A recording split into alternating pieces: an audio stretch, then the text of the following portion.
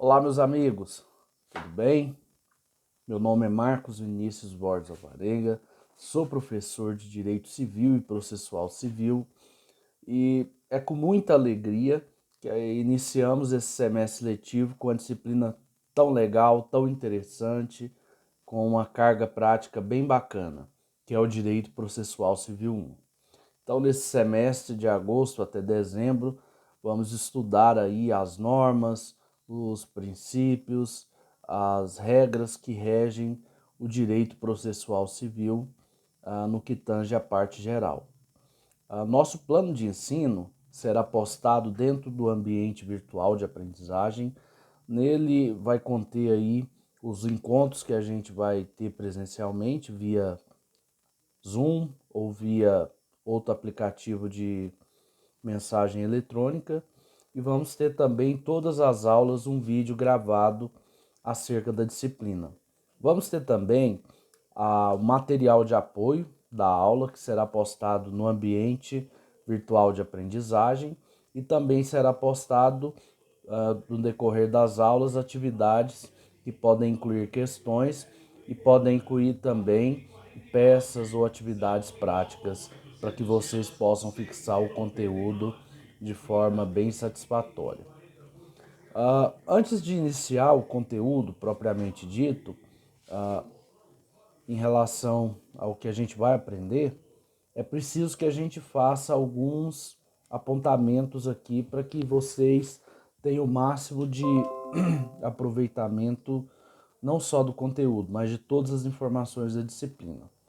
Nossa disciplina é uma disciplina de carga horária de 60 horas, e dentro dessas 60 horas vamos ter 20 encontros, encontros semanais, para que a gente possa ver todo o conteúdo da ementa.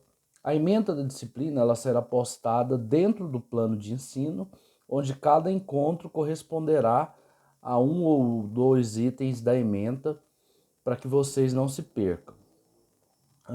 E dentro do caminhar da nossa disciplina, a gente vai ver que vão ser necessárias fazer 3 avaliações, né? Primeira VA, segunda VA e terceira VA. Essas avaliações também já estão previstas do plano de ensino, você vai poder ter acesso a ele em breve. A nossa avaliação vai acontecer da seguinte forma: ela vai ser dividida em 2 partes. A primeira parte corresponde a uma prova, né? Uma prova online que você vai fazer, né, no seu ambiente virtual de aprendizagem. Essa prova pode ser uma prova objetiva ou subjetiva, mas também a gente vai ter uma outra parte que diz respeito às atividades. Então, os outros 50 pontos serão 12 pontos divididos para os questionários e 38 pontos divididos para atividades. Então, é muito importante que você não deixe de fazer nenhuma atividade que for postada no ambiente virtual de aprendizagem, que isso implicará na perda de nota. Então, pessoal, dito isso, vamos caminhar, vamos entender como é que se estrutura o processo civil, o que é o processo e quais as suas normas gerais que compõem o processo civil brasileiro. Essa é a finalidade da aula de hoje. Pessoal, quando a gente fala de processo civil, toda vez que a gente fala de processo, a gente tem que ter em mente que uma relação jurídica de direito material foi quebrada. A gente estuda no direito material, por exemplo, o direito civil, o direito do consumidor, o direito desportivo, todas aquelas normas que regem a vida dos cidadãos. Por exemplo, o direito do consumidor rege as relações de consumo. O direito civil rege a relação das pessoas, objetos e seus bens. E os demais direitos, cada um na sua área. Então, quando há uma quebra dessa relação jurídica material, ou seja, uma norma foi violada, um conflito se gerou, né? A gente tem aquilo que a gente chama de processo. Então, o processo, pessoal, seria uma forma de se evitar, né, quando a pessoa busca evitar o conflito através do Estado. Para isso, vocês têm que lembrar que o Estado, enquanto jurisdição, a jurisdição é o Estado, é o poder do Estado, que diz o direito, né, que resolve os conflitos. Ele não age de ofício, ele precisa de um impulso da pessoa que foi lesionada ou da pessoa que se sentiu ofendida nos seus direitos, para que o Estado possa fazer justiça através de um processo. Então, vamos pensar que exista um ciclo. Exista um ciclo aí.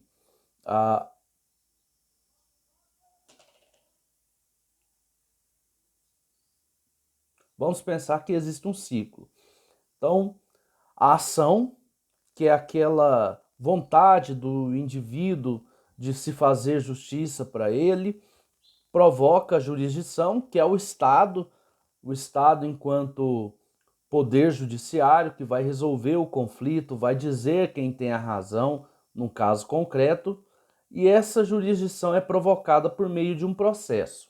Então, o processo é um instrumento, né, legislativo, normativo, que a pessoa, através dele, né, busca efetivar o seu direito de ação, né, aquele direito que cada indivíduo tem de ser reparado, né, através da jurisdição. Então, a ação provoca a jurisdição por meio de um processo. Ação, a vontade do indivíduo, né, de buscar proteger o seu direito, né, enquanto o Estado, jurisdição, né, o poder judiciário, por meio de um processo.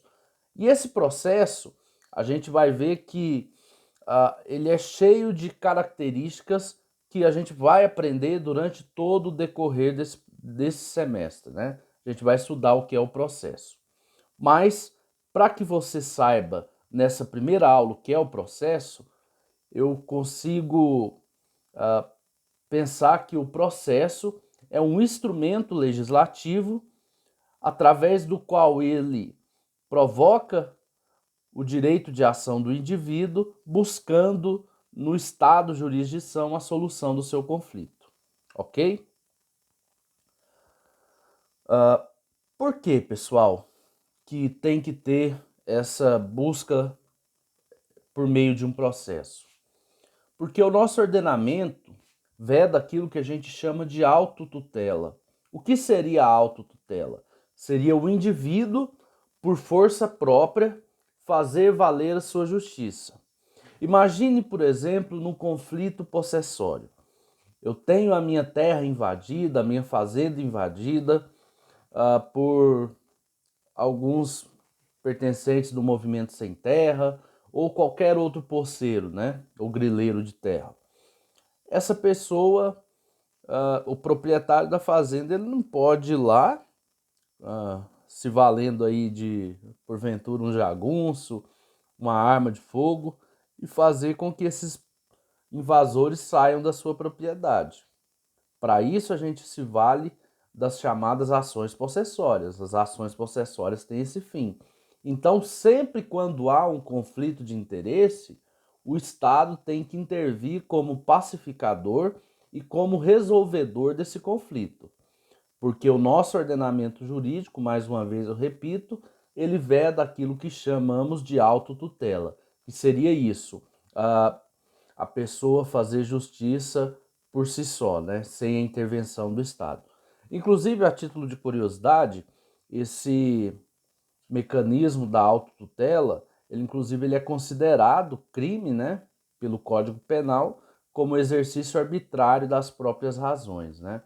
Esse exercício arbitrário das próprias razões seria o excesso na busca de uma justiça própria ou até mesmo fazer uma justiça própria quando a lei proíbe.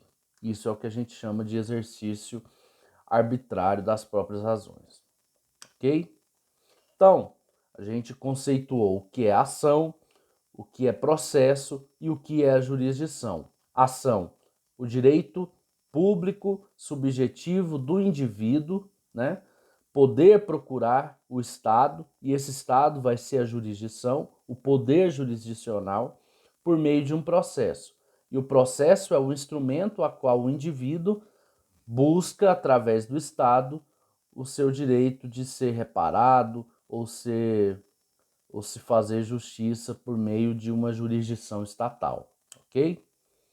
Mas, pessoal, para a gente compreender o que é justiça, a gente tem que analisar a regra constitucional que fixou a estrutura da justiça brasileira, a estrutura do poder judiciário brasileiro.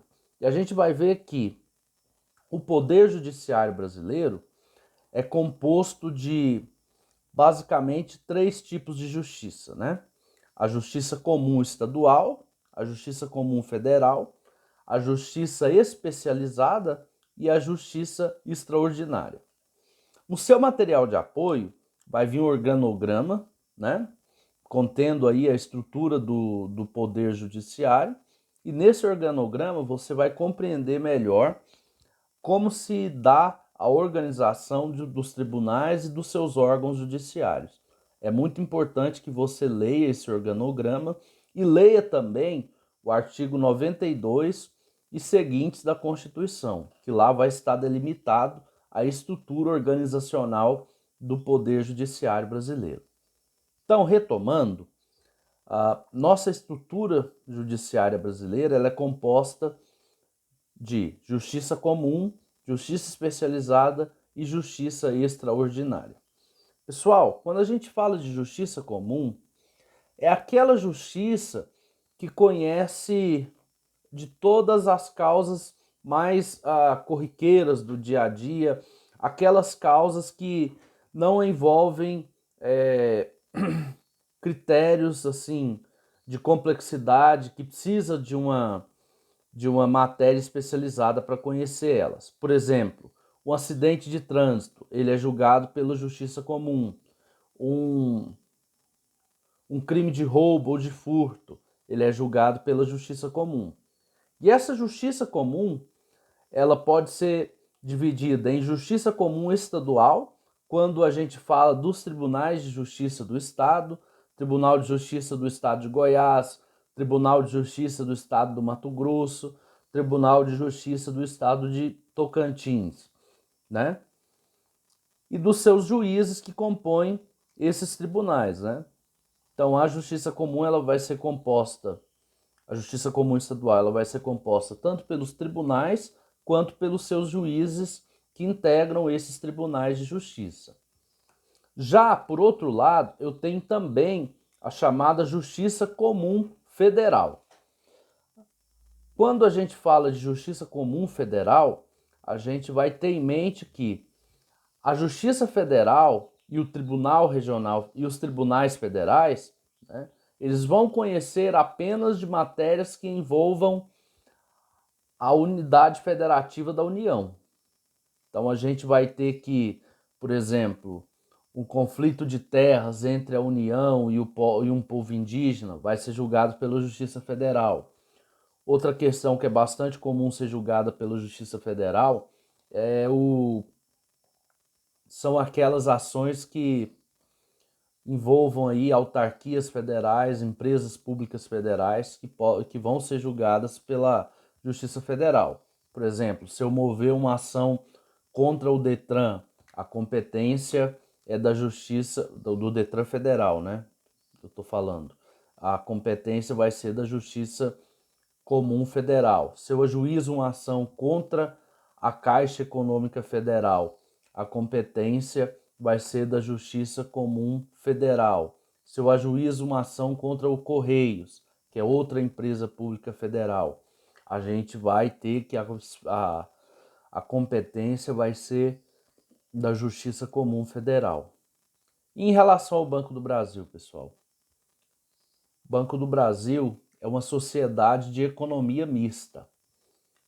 Então, o STJ, por força de uma súmula, entendeu que quando a gente fala de sociedade de economia mista, a gente não se aplica à Justiça Federal, a gente aplica a Justiça Comum Estadual.